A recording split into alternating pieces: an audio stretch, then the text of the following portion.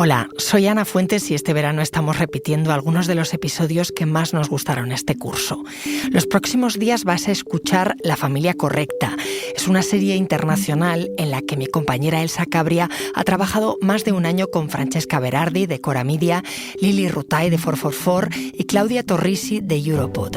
Juntas, estas 4 reporteras han documentado cómo una red de ultraderecha ha tomado el cuerpo de la mujer como epicentro de una batalla cultural y política en Europa.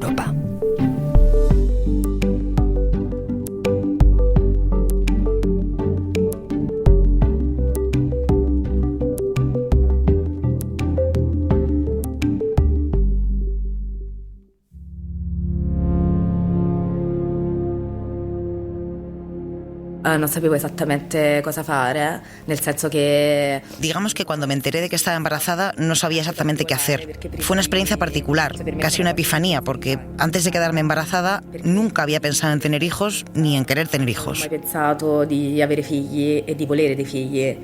Esta es Linda Fecchi. ¿Te acuerdas de ella? La escuchamos brevemente en el primer episodio hablando de su aborto. Linda, conocida como LNDFK, es productora, música y cantante. Es de origen italo-tunecino y vive en Nápoles, al sur de Italia, donde creció. Quedamos con ella una soleada mañana de febrero, en un piso del centro histórico.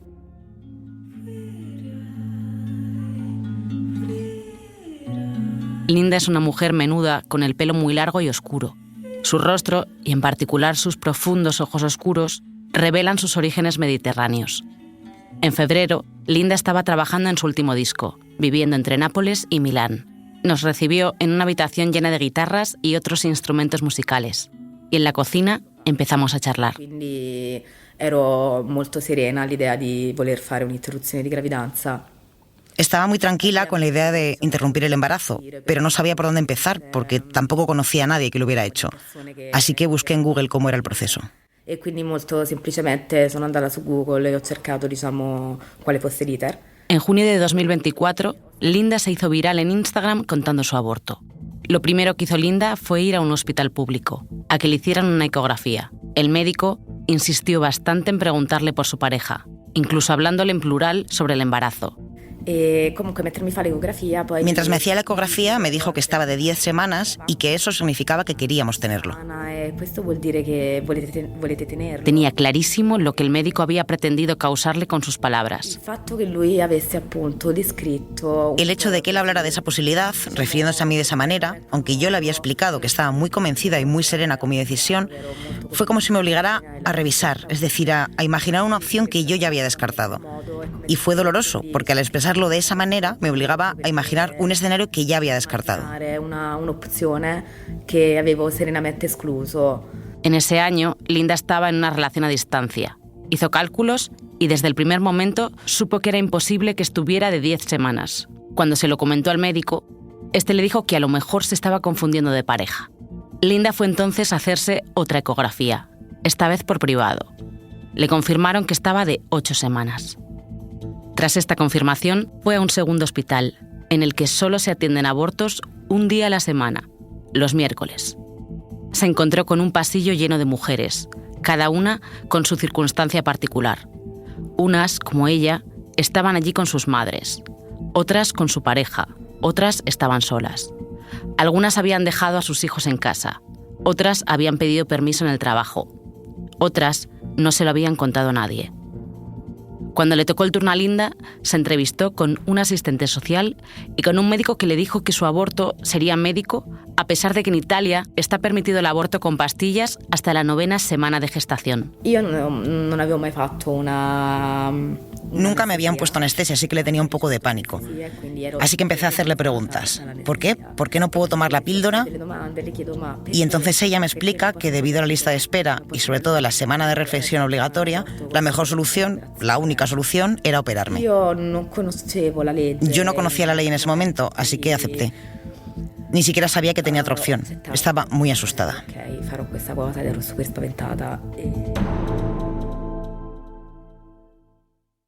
La historia de Linda es un relato bastante duro que se mueve entre la negligencia médica y el profundo sentimiento de culpa por su decisión de abortar. En Italia es obligatorio que una embarazada se tome una semana para pensar. Después de esa semana de reflexión, Linda tenía la cita para abortar. Ese día se tomó la píldora preparatoria mientras estaba en una sala con otras 2 mujeres con dolores. Nadie les prestaba atención. Poco después, ella empezó a sentir dolor. Fue un infierno porque fui al baño y sentí que todo mi cuerpo quería expulsar esa píldora. La puerta del baño no cerraba, no había papel higiénico, vomité y literalmente con el vómito en la boca llamé a una enfermera. Lo increíble es que no estábamos en una sala especial para nosotras, estábamos en una habitación enfrente de otra para parturientas. Y a la nuestra nunca vino ninguna enfermera. Había que llamarlas, pero nadie nos había explicado que había un timbre. Nadie le dijo que podía pedir un analgésico, así que aguantó los calambres. Cuando estos terminaron, la llevaron en camilla al quirófano, cruzando una sala de espera llena de gente. Tenía que hacer pis, así que pregunté si podían desconectarme el gotero y la enfermera me dijo que ella era objetora de conciencia. El médico que la había operado le dio una palmadita en la espalda y le dijo: Esperemos que ahora que has aprendido la lección, que has entendido cómo funciona, no volvamos a vernos. Fue aterrador. Es veramente agghiacciante.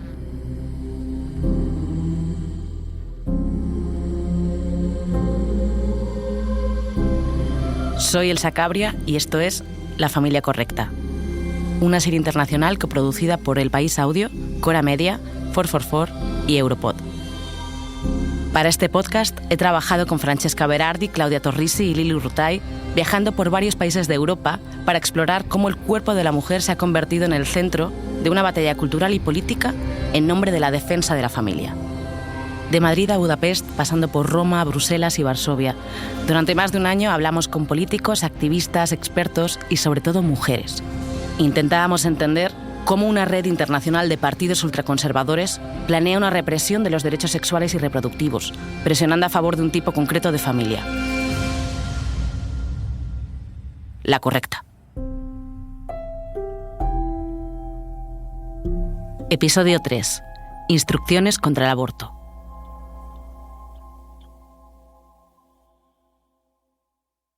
En el episodio anterior vimos por qué la Hungría de Orbán es un modelo para la red política de valores y, por tanto, para la extrema derecha. Vimos cómo las políticas familiares aplicadas por el gobierno de Viktor Orbán buscan fomentar la natalidad mediante una serie de incentivos fiscales. Pero también existe otra estrategia, una que busca contrarrestar el llamado declive demográfico, reducir el número de abortos o lo que en Madrid se llamó evitar que haya no nacidos. En la Unión Europea, 2 países prohíben explícitamente el aborto. Polonia, donde en 2020 el anterior gobierno conservador de Ley y Justicia prohibió el aborto incluso en casos de defecto congénito.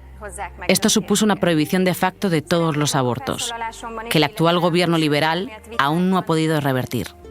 El otro país es Malta, que solo en 2023 permitió la interrupción del embarazo en caso de peligro para la vida o la salud de la mujer. Tanto Malta como Polonia son 2 países con mucha influencia de la Iglesia Católica.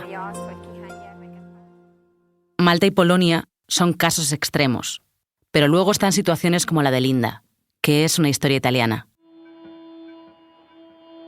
Con el paso de los años, y especialmente bajo el nuevo gobierno de Meloni, Italia se ha convertido en un laboratorio para demostrar cómo el derecho a la salud sexual y reproductiva, más concretamente el derecho al aborto seguro, puede erosionarse de otra manera, lentamente, sin necesidad de tocar las leyes. Si vuole modificare la legge 194, non sono io a volerla modificare, gli altri la vogliono modificare, ce lo dicano e se ne assumano la responsabilità, ma quello che si sta facendo adesso è ribadire i concetti già previsti nella legge 194. El aborto está permitido en Italia por una ley específica, la Ley 194 de 1978, también conocida como la 194.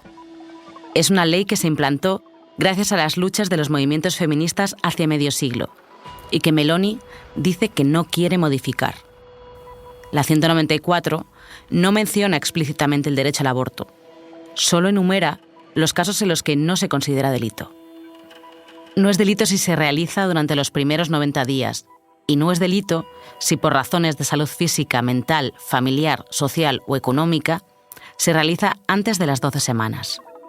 Pero la misma ley, de hecho, prescribe que los centros de asesoramiento y los hospitales den soluciones que eliminen las causas que hagan que una mujer decida abortar. ¿Cuáles son esas soluciones? Buena pregunta. Lo importante, al final, es que el Estado quiere evitar el aborto en Italia. Pasadas las 12 semanas, solo se puede abortar si existe un grave peligro para la vida de la mujer o si hay problemas con el feto, como anomalías o malformaciones genéticas graves.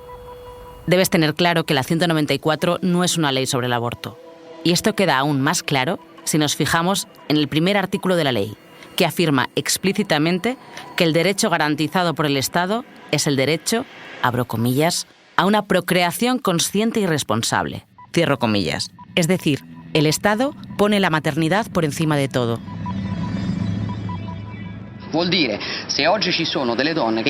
Si hoy en día hay mujeres que se ven obligadas a abortar, por ejemplo, porque no tienen dinero para criar a ese niño o porque se sienten solas, quiero darles la oportunidad de tomar una decisión diferente, sin quitarle nada a quienes quieren optar por el aborto. ¿Se está añadiendo o quitando un derecho? Las cosas hay que decirlas como son.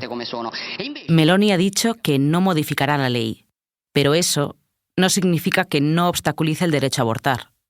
Tras ganar las elecciones, su partido, junto con otros partidos de derechas, firmó un documento, la Carta de Principios de la Asociación Antiabortista Pro Vita e Famiglia, la más visible hoy en día, con múltiples vínculos con el gobierno. La Carta sigue la línea del evento de la Red Política por los Valores en Madrid. Lo importante son los derechos del no nacido y la retórica contra una industria del aborto que casi parece obligar a las mujeres a interrumpir su embarazo. Con la ayuda de la industria del aborto, por supuesto. En Italia se está siguiendo esta idea al pie de la letra. Partidos políticos y asociaciones contrarias al aborto quieren añadir un derecho, el derecho a no abortar, dando a entender de algún modo la falsa creencia de que las feministas de izquierdas o liberales imponen el aborto a las mujeres, en lugar de apoyar su derecho a elegir. ¿Pero qué significa esto? ¿Qué medidas hay en Italia para liberar a las mujeres de su supuesta obligación a abortar? ¿Sí? Soy Elsa. ¿Qué tal? Hey. Ciao, Lady. Fine. Para entenderlo, después de Madrid y Budapest, me reuní con Francesca, Claudia y Lili en Roma. Que questa destra vorrebbe abolire la legge 194, ma penso que non abbiamo dubbi. Yo estoy segura de que a esta derecha le gustaría abolir la ley 194, entre otras cosas porque es un objetivo de ciertas organizaciones que apoyan abiertamente a esta derecha. Organizaciones que están conectadas internacionalmente y que han hecho del aborto un campo de batalla. Vamos, uno de los principales campos de batalla. Internazionale e che hanno fatto dell'aborto un campo di battaglia, uno dei principali campi di battaglia. Ella es Giorgia Serughetti. Es investigadora de filosofía política en la Universidad de Milán Bicocca. Nos encontramos con ella en casa de una de nuestras compañeras de Cora Media, en el barrio de Esquilino, cerca de la estación de Termini, en un antiguo complejo de apartamentos con jardín y naranjos en el centro. Nos sentamos alrededor de una vieja mesa redonda a tomar café y degustar un pastel de avellanas. Serughetti tiene unos 40 años y es originaria de la región del Piamonte. Hace unos años estudió en Budapest, en el Departamento de Estudios de Género de la Universidad Centroeuropea, un departamento que años después el gobierno de Orbán cerró. Como socióloga, lleva varios años trabajando en cuestiones de género y teoría política y social. Ha seguido de cerca el ascenso de Giorgia Meloni y por eso tiene claro por qué Meloni no necesita abolir la 194.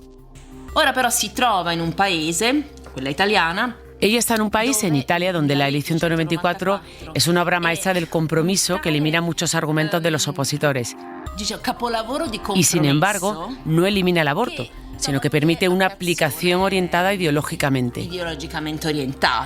En este punto, Serughetti habla sin ningún tipo de vacilación. Parliamo di una interpretazione ideologica della legge 194. Hablamos de una interpretación ideológica de la ley 194 dedicada a preservarla, a vaciarla de contenido, ¿no? Se basa, entre otras cosas, en décadas de boicot a la ley por parte de las fuerzas políticas y las instituciones, que realmente han otorgado gran libertad y poder a la clase médica, que han utilizado la objeción de conciencia como medio para boicotear la ley.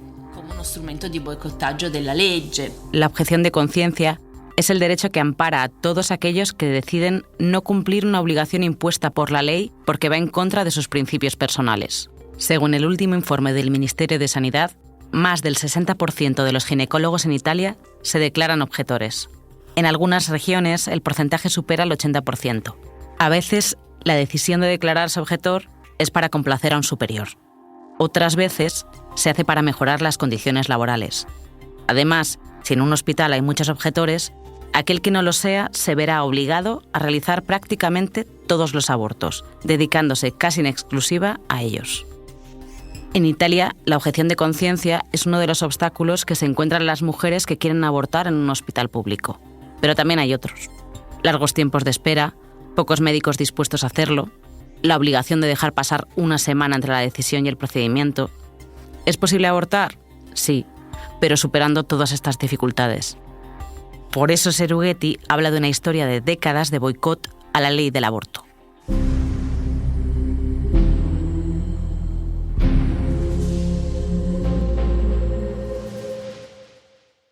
Italia no es un país como los demás. Y no voy a empezar con una perorata sobre cultura y patrimonio. Italia es un país especial porque tiene el Estado Vaticano en su corazón.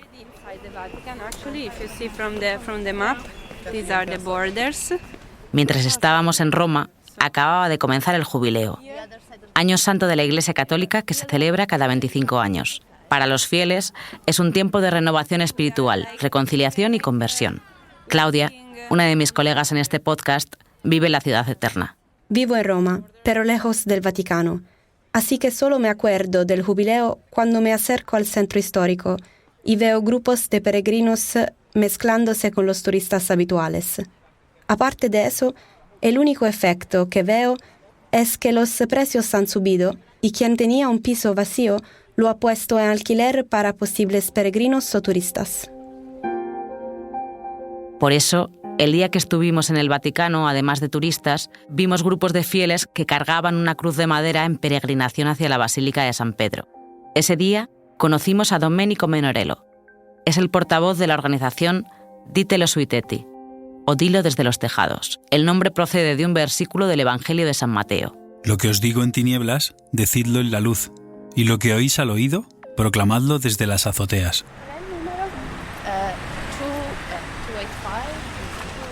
Ditelo sui tetti es una red de unas 100 organizaciones católicas. Algunas son pequeñas pero muy conocidas, como Difendere la Vita con María, que establece acuerdos con hospitales y entierra los restos de fetos abortados. Otras son más institucionales, como el Movimento per la Vita. Fue fundado en 1975 y sus objetivos incluyen la lucha contra el aborto y la enseñanza moral de la Iglesia Católica. Somos antiabortistas. La eliminación de la Ley 194 no figura en nuestra agenda. Tampoco la consideramos un objetivo viable en este momento. Menorello tiene unos 60 años y el pelo blanco. Ese día llevaba traje y corbata azul marino, perfectamente planchados. Es abogado, con experiencia en política local y nacional, y es de Padua, una ciudad al noreste de Italia. Además, Menorello es también vicepresidente del citado Movimiento per la Vita y miembro de la Comisión Nacional de Bioética, cuyos miembros son elegidos por el gobierno. La bioética es una reflexión ética que analiza cómo influyen los descubrimientos científicos y tecnológicos en la vida humana. Las opiniones que da la comisión no son vinculantes, pero eso sí, influyen en el gobierno. Nos reunimos con Menorello en un bufete de abogados del Centro Histórico de Roma, muy cerca del Coliseo. Nos invitó a sentarnos en una larga mesa en una habitación con la calefacción altísima mientras caía la tarde.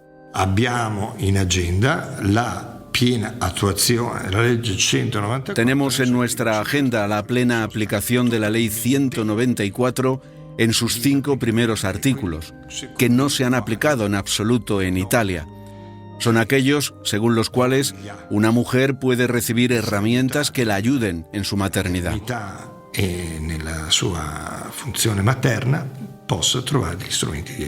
Los 5 primeros artículos de los que habla Menorello son los que insisten en que los hospitales y centros de asesoramiento convenzan a las mujeres de que sus razones para abortar no tienen sentido.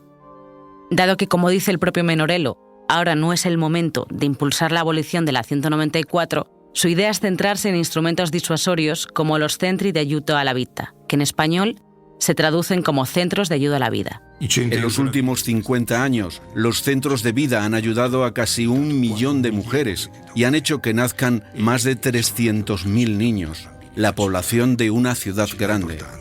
Te estarás preguntando qué son estos centros de ayuda a la vida. Para explicártelo, tenemos que dejar Roma y dirigirnos al extremo noroeste de Italia, a Turín, una ciudad atravesada por 4 ríos y rodeada por los Alpes. Allí es donde mi colega Francesca Berardi pudo aprender más sobre los centros de ayuda a la vida y, sobre todo, entender por qué representan un excelente ejemplo de lobby. Normalmente, la sociedad civil es la que trata de influir en los partidos para que cambien las políticas.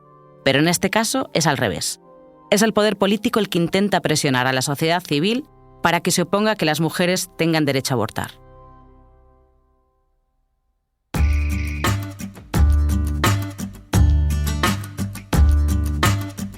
Turín es la cuarta ciudad más poblada de Italia, con una historia compleja y rica.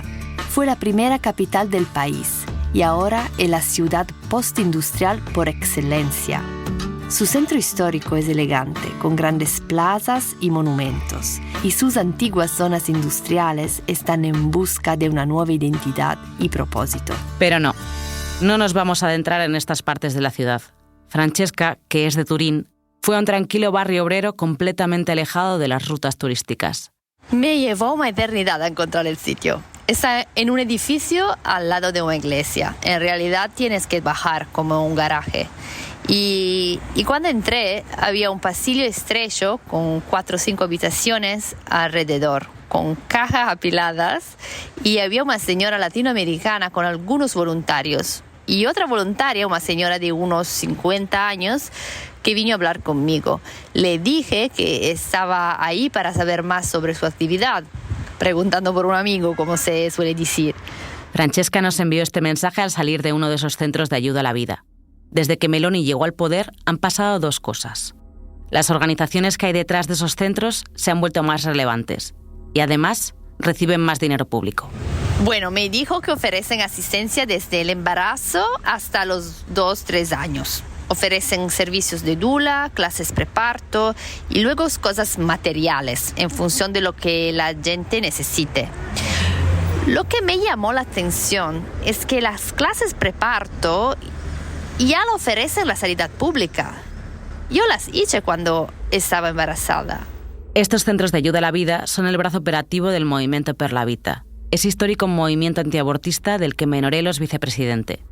Están repartidos por toda Italia. El primero se fundó en Florencia, a mediados de los años 70, justo en la época en que se aprobó la 194.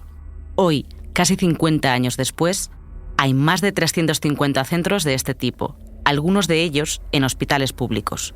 Son gratuitos, pero no son un servicio público ni están dirigidos por personal médico.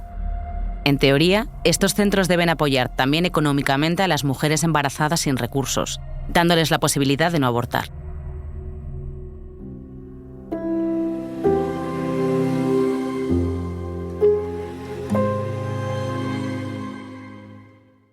El Piamonte, la región de la que Turín es capital, está gobernado por una coalición de derechas que reúne a Fratelli d'Italia, la Liga Norte y Forza Italia, el partido creado en los años 90 por Silvio Berlusconi.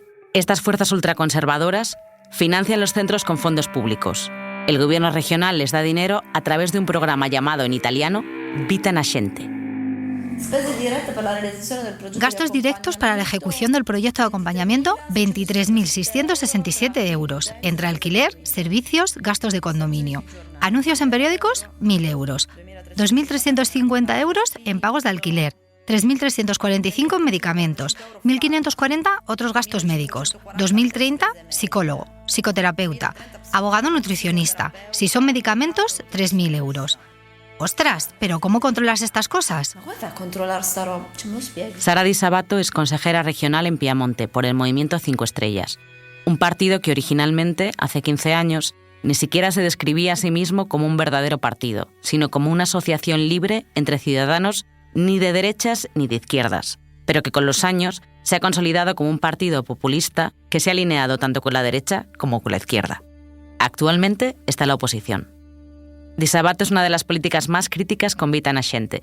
Ella consiguió los informes de gastos del primer año del programa, es decir, los primeros 460.000 euros asignados a asociaciones, principalmente a los centros de ayuda a la vida. Desde diciembre de 2022, cuando empezó el programa, los centros han recibido 2.460.000 euros. A partir de 2023 los fondos asignados se duplicaron, hasta cerca de 1 millón al año. Conocimos a Sara Di Sabato una tarde fría y soleada en su despacho, en el centro histórico de Turín. Sentadas ante una gran mesa, nos enseñó los informes. En ellos había de todo: cochecitos, leche en polvo, pañales, zapatos de adulto, pero en muchos casos se hablaba de asesoramiento psicológico a mujeres. Parliamo di donne soprattutto straniere, a volte descritte nelle rendicontazioni con bassa scolarità. Estamos hablando de mujeres, en su mayoría extranjeras, a veces descritas en los informes como personas con un bajo nivel educativo o con dificultades para comprender nuestro idioma. Algunas ya tienen 5 o 6 hijos y se les convence para que tengan más. Y es evidente que se encuentran en situaciones sociales y económicas desesperadas. Incluso hay casos de adicciones a sustancias. O casos de violencia, que en cualquier caso deberían de tratarse de otra manera y con otro enfoque. Por lo tanto, el panorama que se nos presenta es realmente desolador. Y lo que nos preocupa es que, lamentablemente, estas mujeres, en lugar de acabar en manos de los servicios públicos de salud y bienestar social, acaban en manos de voluntarios cuyo perfil desconocemos. Al final, son mujeres vulnerables que acaban en manos de asociaciones antiabortistas y sus intereses.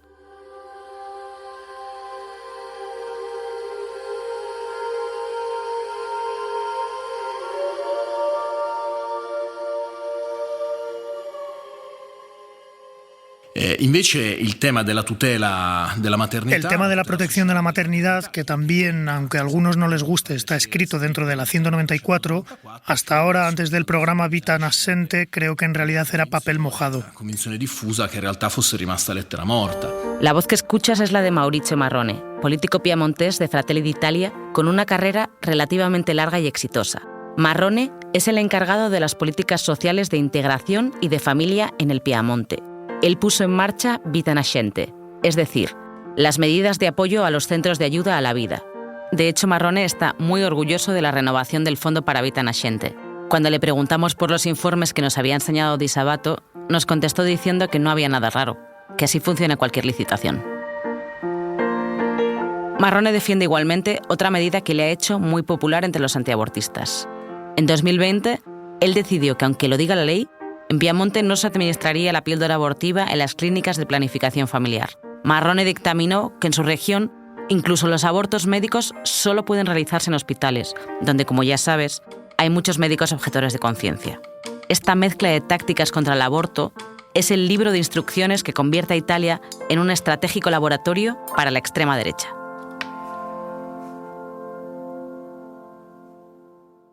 Hagamos balance por un momento. Hemos visto cómo existe un vínculo entre los movimientos antiabortistas, la Iglesia Católica y la política. Y también cómo los políticos, sobre todo a nivel local, se esfuerzan en dificultar cada vez más el derecho al aborto. Lo hacen financiando con fondos públicos centros dirigidos por movimientos antiabortistas, permitiéndoles el acceso a hospitales o restringiendo el uso de la píldora abortiva. Hasta aquí se podría pensar que todo esto sucede sin que exista ningún tipo de resistencia a lo que en esta serie llamamos el laboratorio antiaborto italiano. Sin embargo, y afortunadamente, no es así. Seguimos en Turín, pero cerca del Hospital Santa Ana. Aquí, un sábado de finales de septiembre de 2024, muchas mujeres luchaban por el cierre de la llamada Sala de Escucha, otra iniciativa financiada gracias al Fondo Vita Nascente y promovida también por Maurizio Marrone. Después de los centros de ayuda a la vida, te preguntarás, ¿y qué es una sala de escucha?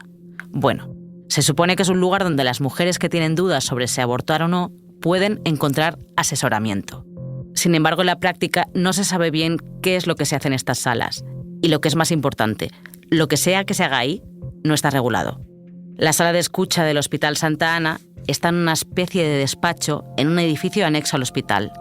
Activistas de la oposición y políticos han intentado entrar, pero siempre lo han encontrado cerrado. Tanto es así que algunos dicen que no es más que un montaje propagandístico. Está funcionando nonostante está activa, está funcionando, a pesar de que se han producido algunos episodios, incluso graves, de intimidación y sabotaje por parte de la franja más extremista de algunos movimientos feministas. Aquel día en la protesta, mi compañera Francesca vio mujeres de todo tipo, edad y procedencia. En primera línea, frente a un escuadrón de policías antidisturbios, algunas llevaban pañuelos fucsias alrededor del cuello, símbolo de Non Una di Meno, el grupo que lucha contra la violencia de género y que toma su nombre del movimiento argentino Ni Una Menos. A la activista Carla Coaglino le hubiera encantado estar allí, pero con 80 años y una salud delicada era imposible. En cualquier caso, ella es un histórico ejemplo de resistencia.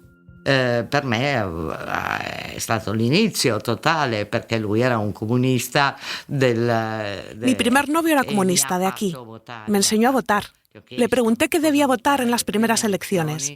Voté comunista y salí con un enorme sentimiento de culpa. De niña creía que los húngaros se comían a los niños. Quiero decir, ese era el panorama aquí. Era questo il terreno. Carla nació y creció en una familia de origen campesino, en la Turín obrera de posguerra. Prometida con un desconocido, en plena adolescencia, cogió literalmente 4 pares de bragas y se escapó de casa. Pronto conoció a su primer novio, que la metió en el colectivo Lenin, en el centro de las luchas obreras de aquellos años. Cominciarono le prime femministe a trovarsi lì. Conocí a las primeras feministas que había allí. Para mí fue el comienzo de mi historia feminista total. Del mio percorso, della mia storia femminista. En su militancia feminista, Carla Coaglino luchó sobre todo por los derechos de la mujer en el trabajo, hasta que a finales de los años 70 fue protagonista de un momento histórico. Nada más aprobarse la 194 sobre el aborto, el movimiento feminista ocupó el Hospital de Santa Ana para exigir su aplicación. Il Sant'Anna viene espontánea. Y llega a Santa Ana, espontáneamente. La ocupación de Santa Ana después de todas las batallas que libramos para conseguir la Ley 194. En ese sentido, somos un poco las madres de la Ley 194, las constituyentes de la Ley 194. Le costituenti, ecco, de la Ley 194. Coaglino representa hoy a la generación de mujeres que lucharon no solo en la calle, sino también íntimamente por un derecho que, a pesar de las presiones religiosas y culturales, sentían justo y fundamental. Fumando un cigarrillo tras otro, sentada en el salón de su casa, Coaglino nos explicó el porqué de su lucha. Per quanto mi riguarda, fu un periodo. En lo que a mí respecta, fue un periodo de mi vida que me gusta recordar. Yo no era católica, pero era algo difícil de ignorar. Y lo recuerdo. Trabajaba muy duro, pero por una razón. Tenía claro que nunca abortaría. Afortunadamente nunca tuve que tomar esa decisión, pero estaba segura de que era muy importante que existiera una ley. Yo no habría mai abortito. Para la Iglesia Católica, y más en general para los movimientos antiabortistas, las mujeres como Carla Coaglino o las que aquel día protestaban frente a Santa Ana son un problema. Siempre lo han sido, en Italia y en otros lugares. Pero lo que es realmente importante en el presente es que la resistencia de activistas herederas de Carla Coaglino ha empujado a la red internacional de fuerzas ultraconservadoras a desarrollar nuevos enfoques en su batalla política en nombre de la familia correcta. Un padre, una madre, casados con muchos hijos.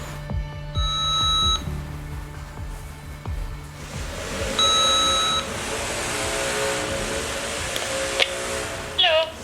Hi, I'm Claudia Torrisi. I have an appointment with Neil Datta. Hi, I'm Laura. Claudia, nice to meet you. Al menos en Europa vemos que a partir de los años 70, 80 y 90 podemos hablar básicamente de un movimiento religioso que representa el conservadurismo social. En muchos casos, si nos fijamos en los propios actores, se trata de actores antiabortistas. Él es Neil Datta, director del Foro Parlamentario Europeo por los Derechos Sexuales y Reproductivos. Desde hace más de 20 años, el foro no solo trabaja por estos derechos, también investigan a grupos contrarios a los derechos de género, sexuales y reproductivos. Mi colega Claudia se reunió con él en Bruselas, a tiro de piedra del Parlamento Europeo. Y en sus propias historias de origen, en sus propias palabras, suelen señalar la liberalización de las leyes del aborto que tuvo lugar en muchos países en la década de 1970 y que querían ofrecer una alternativa a esto. Y por lo general está motivado por el pensamiento cristiano y dependiendo de qué país, si es católico o protestante o lo que sea. Y durante los años 80 y 90 estuvieron ahí, a veces protestando delante de clínicas abortistas, haciendo saber a los responsables de la toma de decisiones en la sociedad que no estaban de acuerdo con el consenso liberal. Desde los años 70 surgieron en Europa movimientos abiertamente antiabortistas en respuesta a las primeras conquistas de los derechos sexuales y reproductivos, como las de Carla Coaglini y sus compañeras. 50 años después, acabar con el derecho al aborto sigue siendo el objetivo, pero ahora la estrategia ha cambiado. Su estrategia sobre el aborto ya no consiste en oponerse frontalmente al aborto. Ahora se dan cuenta de que eso no funciona. El nuevo plan antiaborto se basa en 3 pilares: prevenir, restringir y prohibir. Lo que quieren decir con prevenir es crear obstáculos entre una mujer que tiene un embarazo no planificado y no avisado y su acceso legal al aborto. Así que esto puede significar asesoramiento disuasorio, centros de embarazos en crisis, etc. Luego, restringir significa limitar. Por ejemplo, promoviendo procedimientos médicos innecesarios, obligando a una mujer a escuchar los latidos del corazón del feto, promoviendo la objeción de conciencia, haciendo otras cosas por el estilo.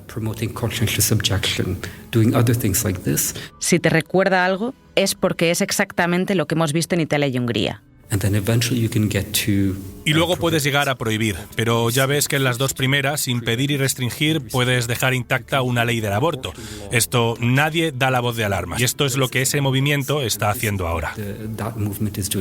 Pero Nil Data nos dijo algo más. En 2010 comenzó un cambio importante dentro de los movimientos históricamente antiabortistas. Empezamos a verlas sufrir un cambio de imagen masivo, así que de las anteriores organizaciones antiaborto ahora son antigénero. Es un mensaje más moderno y también se amplían sus competencias. Los movimientos antiderechos se han renovado, han cambiado de piel, de aliados políticos, de alcance y de consignas. Y hay una en particular que representa este cambio: la ideología de género. Vogliono che siamo genitore 1, genitore 2, género LGBT. La identidad de género es un enemigo. Quieren que seamos padre 1, padre 2. No somos códigos, somos personas. E difenderemo la nostra identità. Io sono Giorgia. Soy Georgia, soy mujer, soy madre, soy italiana, soy cristiana. No me quitarán eso. Es muy importante que se produzca este encuentro entre hombres y mujeres, porque hoy en día el peligro más feo, más horrible, es la ideología de género, que anula las diferencias y borra la humanidad. La Familia Correcta es un podcast coproducido por El País Audio, Cora Media, 444 y Europod. Se ha realizado en el marco del proyecto WePod, cofinanciado por el programa Europa Creativa de la Comisión Europea.